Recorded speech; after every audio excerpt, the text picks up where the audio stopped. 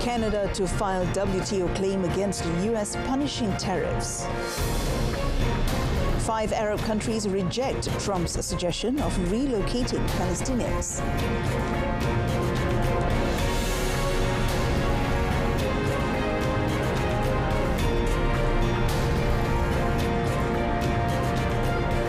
Good afternoon and Salam Malaysia Madani. I'm Mohana Priya and you're watching World Today.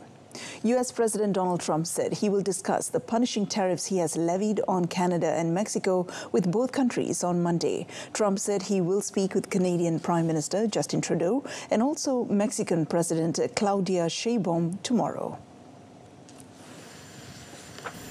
He, however, said that he is not expecting anything very dramatic.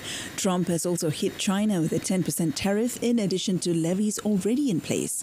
A fervent supporter of tariffs, Trump has always maintained that their impact would be borne by foreign exporters without being passed on to American consumers, contradicting the opinion of a broad range of experts.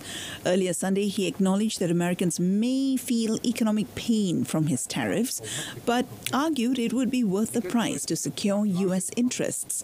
Seeking to limit a spike in fuel prices, Trump has put the levy on energy imports from Canada at only 10%. But on Sunday, he also expressed general outrage at trade deficits, which he has long viewed as a sign of unfair treatment against the United States.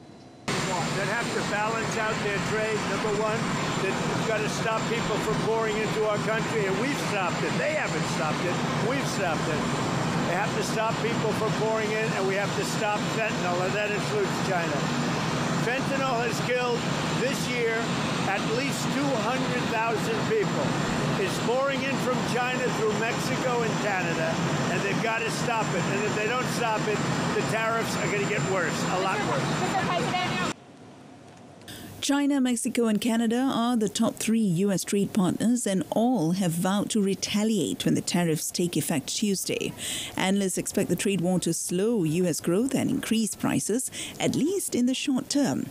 The tariffs announcements capped an extraordinary second week of Trump's new term in the White House. Ottawa will file a World Trade Organization claim against US President Donald Trump's tariffs and also seek a redress under a regional free trade deal. After weeks of threats, Trump on Saturday signed off on 25% tariffs on all Canadian imports except energy resources, which will be hit with a 10% levy. A Canadian official said the country will pursue the legal recourse through the WTO and US-Mexico-Canada agreement that Trump himself signed in 2018. A review of the pact, which a Canadian official called a gold standard agreement, was due to be held next year. Ottawa also unveiled on Sunday a list of 1,256 American goods it plans to target in a first round of counter tariffs worth 30 billion Canadian dollars starting Tuesday. The list includes cosmetics, appliances, tires, tools, plastics, furniture, coffee, wines and spirits, dairy and fruits. Officials said the Canadian tariffs do not target specifically Republican states, but aim to put pressure on lawmakers with influence over Trump, who are more likely to be Republicans. A second round of counter tariffs would be announced in the coming weeks, when total amount of the products targeted would rise to $106 billion US. Asian stocks tanked and the dollar surged Monday after Donald Trump signed off huge tariffs on China, Canada and Mexico and warned the European Union would be hit pretty soon. Now, less than 2 weeks after moving back into the White House, the US president on Saturday made good on warnings that he would resume his hardball tactics, sparking fears of trade wars that could hammer the global economy. Analysts at Oxford Economics said the tariffs could see Mexican inflation surge to 6% annually from 4.2% in December, while the peso sank 7%.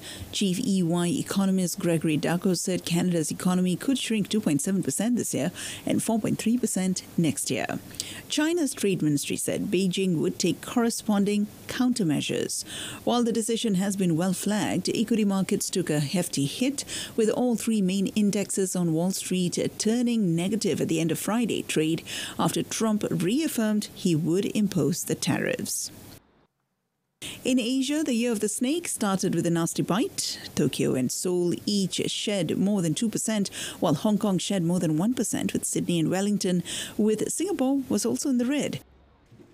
On currency markets, the dollar soared 2.3% against the Mexican peso and more than 1% against the Canadian dollar. It was also sharply higher against the South Korean won, Australian dollar and South African rand. Oil prices jumped as Trump's tariffs on Canada and Mexico included the commodity. German Chancellor Olaf Scholz called for trade sanctions not to be used to divide the world. In a meeting with British Prime Minister Keir Starmer on Sunday, he acknowledged that globalization has benefited all parties. He wished to see continued economic relations with the perspective of cooperation and collaboration. Europe's biggest car maker said Volkswagen is counting on talks to avoid trade conflict. The company's Puebla factory is Mexico's largest and one of the biggest in the Volkswagen group. It has made nearly 350,000 cars in 2023, including Jetta, Tiguan and Taos models, all for export to the United States. German automakers, of which Volkswagen would be most affected, said the tariffs would cause inflation for consumers. But I do want to see a close relationship. Foreign ministers of 5 Arab countries on Saturday rejected U.S. President Donald Trump's suggestion to relocate Palestinians from Gaza to Egypt and Jordan. The ministers called on the international community to work together to accelerate the reconstruction of Gaza. They emphasized that any reconstruction plan must ensure Palestinians remain on their land. Foreign ministers of Egypt, Jordan, Saudi Arabia, Qatar and the UAE held intensive talks with representatives of the Palestinian Authority and the Secretary General of the Arab League in Cairo on Saturday. The meeting did not mention the United States in its final statement, but it was a clear response to President Trump's suggestion that Egypt and Jordan accept Palestinian transfers from Gaza.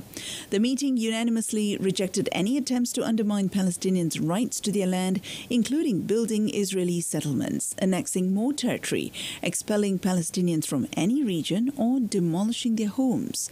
The ministers reaffirmed their stance that a two-state solution is the only path to peace, and they also welcomed Egypt's plan to co-host an international forum for rebuilding Gaza. U.S. Secretary of State Marco Rubio visited the Panama Canal on Sunday after President Donald Trump's threats to seize it. The top U.S. diplomat visited the Miraflores locks of the canal, where administrators offered him a guided tour.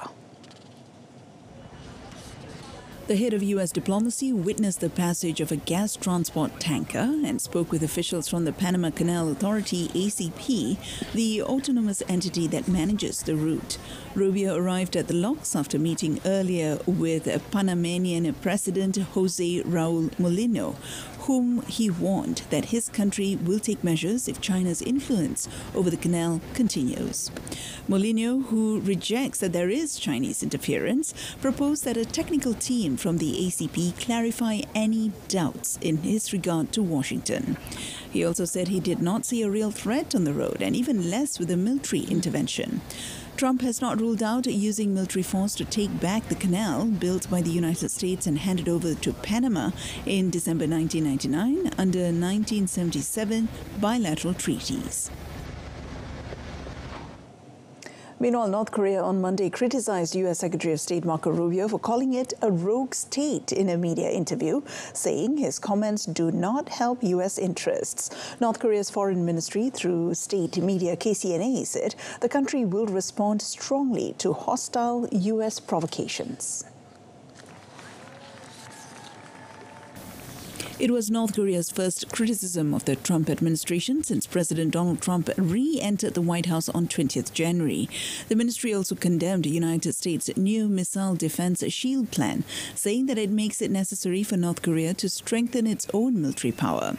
Trump last week signed an order that mandated a process to develop an American Iron Dome, a next-generation U.S. missile defense shield against ballistic, hypersonic cruise missile and other forms of an aerial attack. largely cut off from the world diplomatically and economically, and under a bevy of sanctions, North Korea's nuclear weapons program has been a major thorn in the side of the United States for years. Trump, who has had a rare series of meetings with Kim during his first term, said in January that he would reach out to the North Korean leader again. A summit between the two in Hanoi collapsed in 2019 over talks on sanctions relief and what Pyongyang would be willing to give up in return. Last week, despite Trump's diplomatic overtures, North Korea said its nuclear program would continue indefinitely.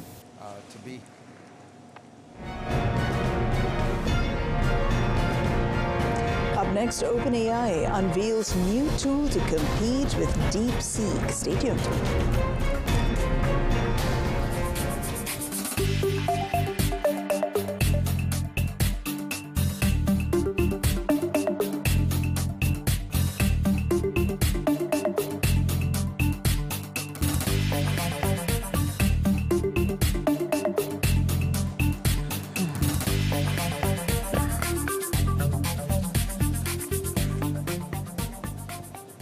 Welcome back. U.S. tech giant OpenAI on Monday unveiled a ChatGPT tool called Deep Research ahead of high-level meetings in Tokyo as China's DeepSeek chatbot heats up competition in the AI field.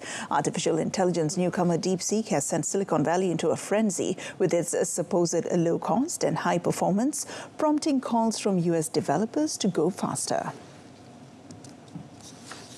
OpenAI, whose ChatGPT fronted generative AI's emergence into public consciousness in 2022, said its new tool accomplishes in 10 minutes what would take a human many hours.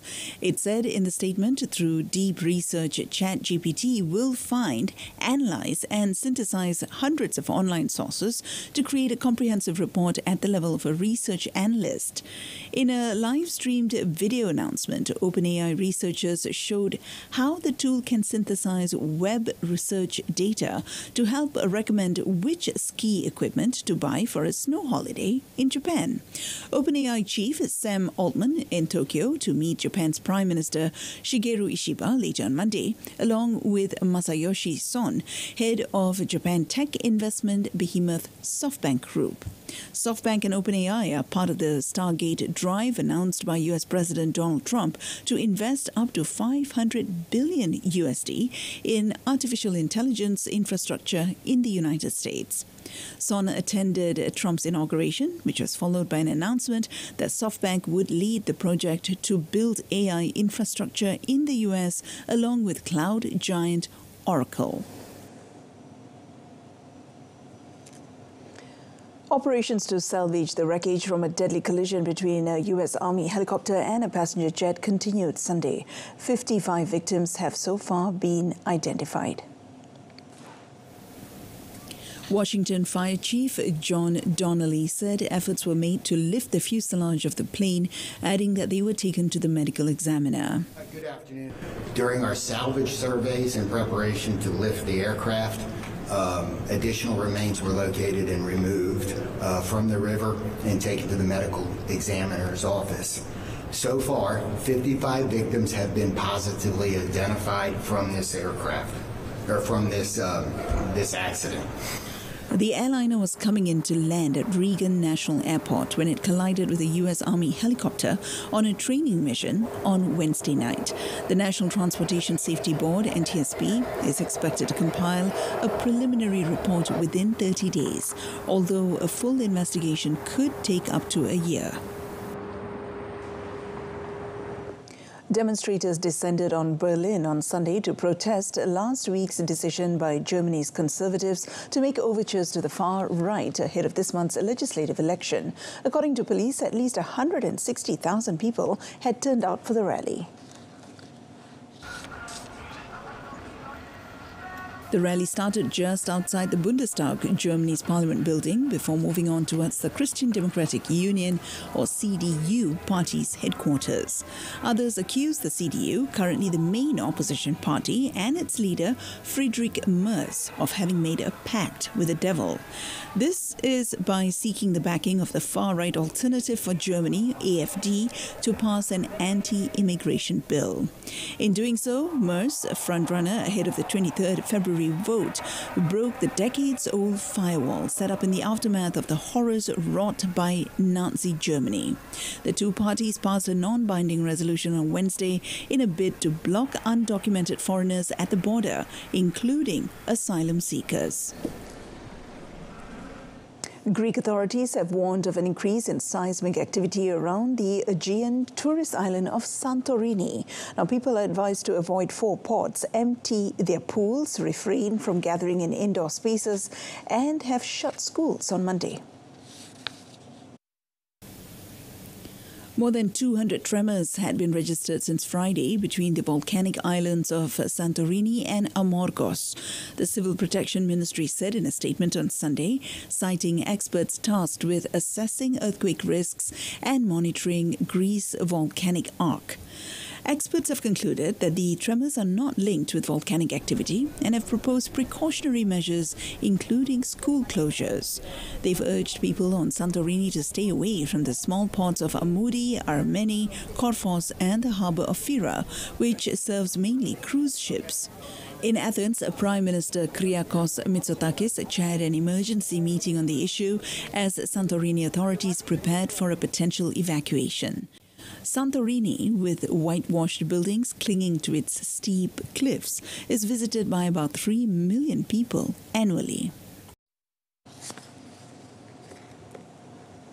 One woman died in Australia on Sunday as authorities ordered people in the country's flood-ravaged northeast to evacuate. With heavy rains continuing, residents in 6 flood-prone suburbs of Townsville were told to evacuate their homes. The city's Disaster Management Group Coordinator Zach Dawes said 2,100 homes were under evacuation orders on Sunday evening, but about 10% of the community did not heed the order. Police said earlier that a woman died on Sunday after the boat she was in capsized in the rural town of Ingham, around 230 kilometers from Cairns. Rising floodwaters forced the closure of the local airport and Townsville University Hospital to delay elective surgeries. The state's Premier, David Crisafulli, warned most rain was forecast in the coming days, which could result in record rainfalls. The Environment Department has warned people to be on the watch for crocodiles that may move about in search of calmer waters. Researchers have repeatedly warned that climate change amplifies the risk of natural disasters such as bushfires, floods, and cyclones. Coming up in sports, Arsenal keeps title hopes alive with a 5-1 hammering of champions Manchester City.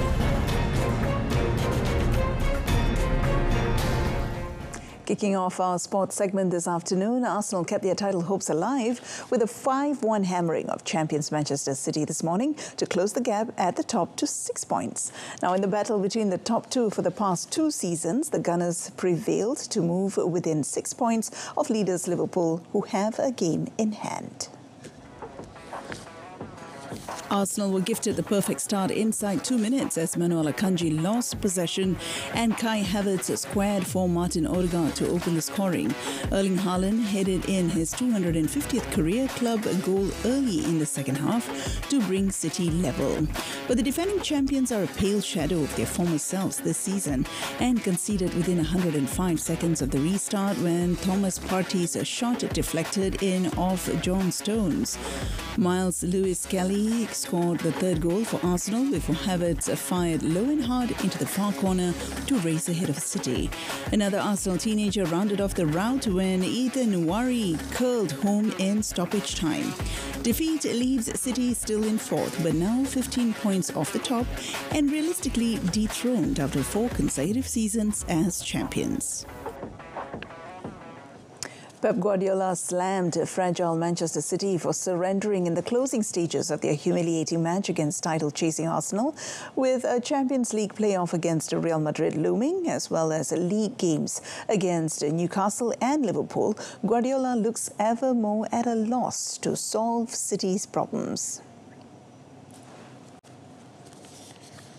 And you can lose 2, 3, 4, but the last 20 minutes, what we have done during 60-65, we have not done it.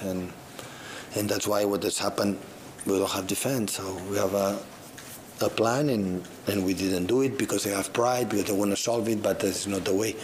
Always you have to be in that level, you have to be, serious and stick what we talk. Unfortunately, it happened, and hopefully we can learn the lesson for the future. After finishing as runners-up to City in the Premier League for the last 2 seasons, Arsenal's meetings with their rivals have grown increasingly touchy.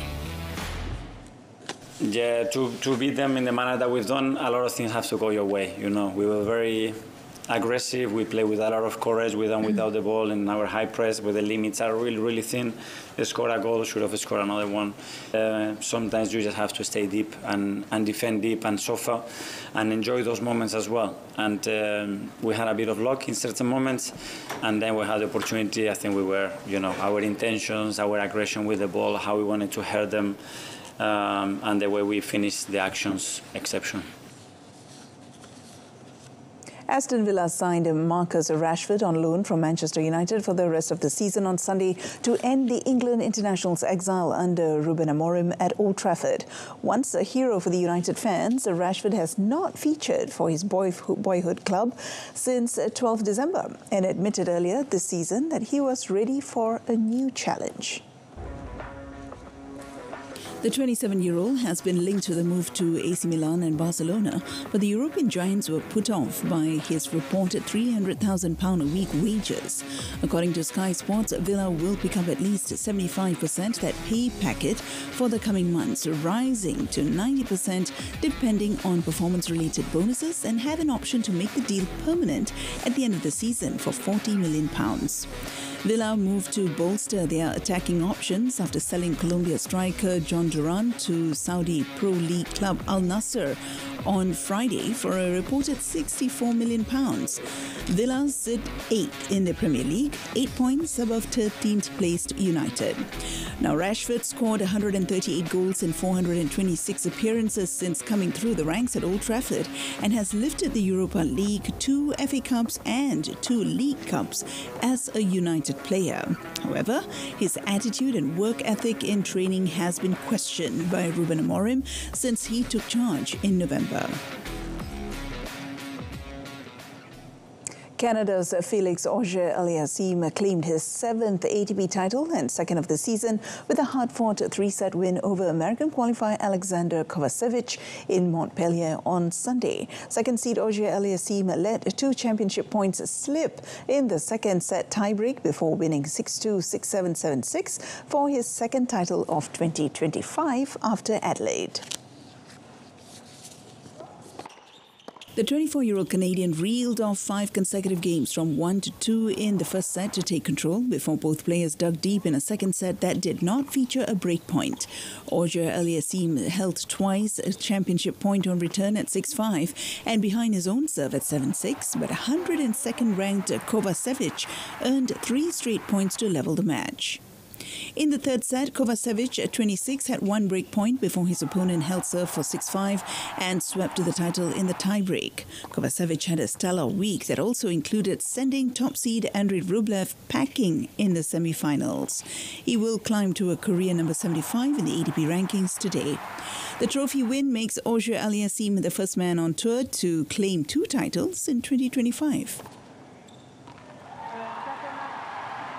Ekaterina Alexandrova, ranked 30th in the world, collected her 5th WTA Tour title with a hard-fought 6-2, 3-6, 7-5 win over Diana Yastremska in the Linz final on Sunday.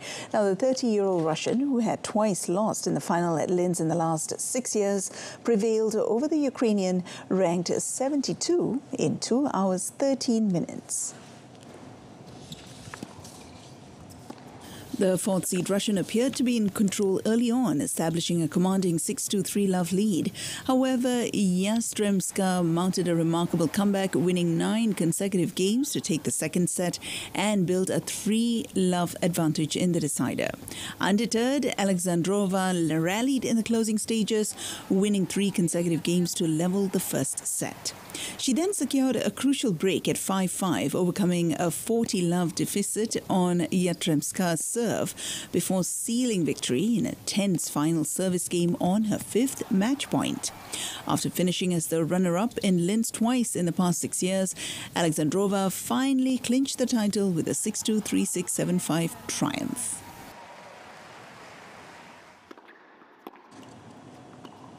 Elsewhere, Belgium's Elise Mertens captured her 9th WTA singles title in dominant fashion, securing a straight sets victory over unseeded American Anne Lee 6-1, 6-4 in the Singapore Open final. Mertens' performance mirrored her strong start to the season. The world number 32 dominated the opening set, surrendering just 2 points on serve in a blistering 28-minute display. However, 85th ranked Anne Lee, a former WTA singles champion in Tenerife in 2021, fought back after falling behind 2-love in the second set. The American secured her lone break of the match at 2-1 and used her aggressive baseline play to stay level. But when the pressure mounted, Mertens delivered. At 5-4, 30-30, the Belgian showcased her signature defensive skills in an exhausting 23-shot rally, outlasting Lee to earn championship point. The triumph marks Mertens' first singles title since October 2023, when she claimed the trophy in Monaster. A proven force on hard courts, 7 of her 9 career titles have come on the surface. And in golf, Ollie Schneiderjans won the International Series India Golf Tournament on Sunday after an impressive day's play. He was 3 shots behind the overnight leader Joaquin Niemann when he resumed the third round and went on to hit 5 birdies on the back 9 to take a 3-shot lead into the final round. Schneiderjans produced another 3 under par 69 to complete his first win on the Asian Tour and only his second career trophy since turning pro in 2015. It caps a remarkable comeback from the American, who has failed to qualify for the PGA Tour since 2019 and missed out on the final spot in the Live Golf League in December. Brian DeChambeau gave the spectators something to cheer about when he chipped in on the second hole of his final round. But his late charge wasn't enough to catch Schneiderjans as he finished 4 shots back in 6 under par. Niemann's hopes of hanging on to his lead from Saturday quickly disappeared as he struggled to a 5 over par 77 for his third round. He redeemed himself in the final round and ended third on 2 under par for the tournament, tied with Mexico's Abraham Ancer. Japan's Kazuki Higa carded 5 bogeys on his final round to drop back to 5th, alongside Sebastian Munoz and Spain's Eugenio Caracha. And that's it from us this afternoon. In our top story today, Canada to file WTO claim against U.S. punishing tariffs. Do join us again this evening at 8:30 p.m. on Saluran Berita RTM or TV1 for more. Or you can always stream us live on RTM Click's website and mobile app. Till then, I'm Mohana Priya. From the river to the sea, Palestine will be free. Thank you for your company.